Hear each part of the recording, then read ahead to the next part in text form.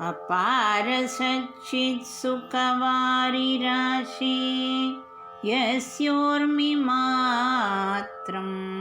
भुवनं समस्तम्।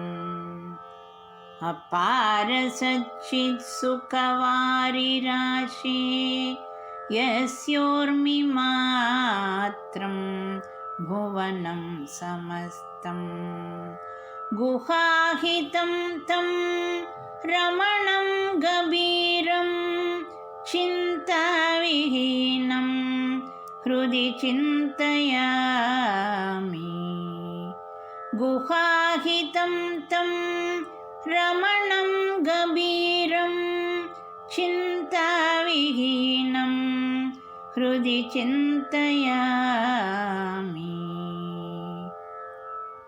अरुणाचल अरुणाचल अरुणाचल अरुणाचल अरुणाचल अरुणाचल अरुणाचल अरुणाचल अरुणाचल अरुणाचल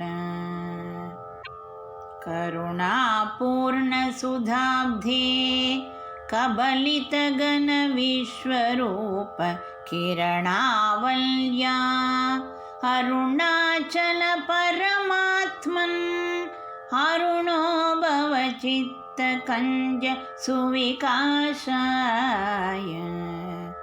अरुणाचल अरुणाचल अरुणाचल अरुणाचल अरुणाचल अरुणाचल अरुणाचल अरुणाचल अरुणाचल अरुणाचल त्वयि अरुणाचल सर्वं भूत्वा स्थित्वा प्रलीनं एतच्चित्रं हृद्यहमित्यात्मतया नृत्यति भोस्ते वदन्ति हृदयं नाम।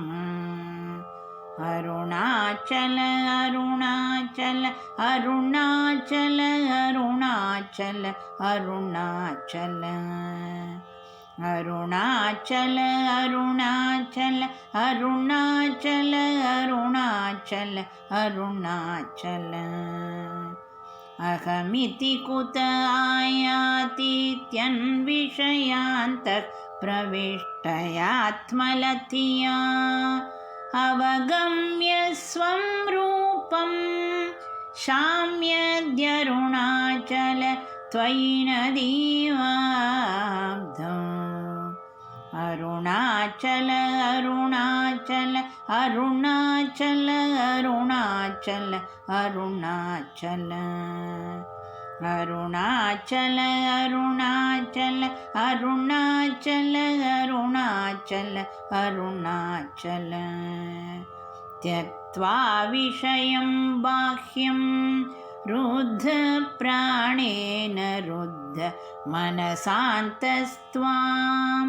ध्यायन् पश्यति योगी धीदितिम् अरुणाचल त्वयि महीयं ते।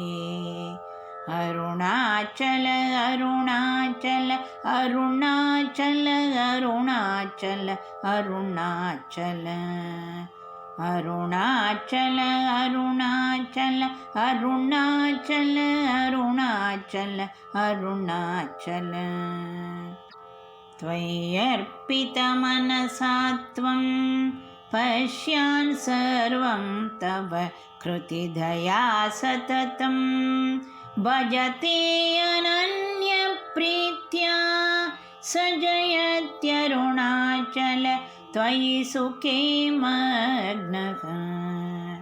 अरुणाचल अरुणाचल अरुणाचल अरुणाचल अरुणाचल अरुणाचल अरुणाचल अरुणाचल अरुणाचल अरुणाचल श्रीमद्रमण महर्षेर्दर्शनम् अरुणाचलस्य देवगिरा पञ्चकमार्या गीतो रत्नं द्वितमौपनिषदम्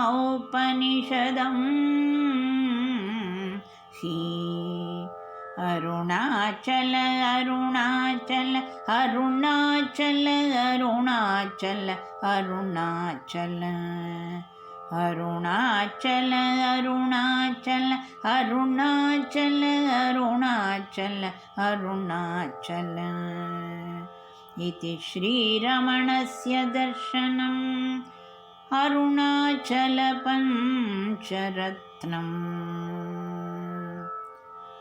ईश्वरो गुरुरात्मेति मूर्तिभेदविभागिने परस्मै रमणाख्याय पञ्चरत्नकृते नमः।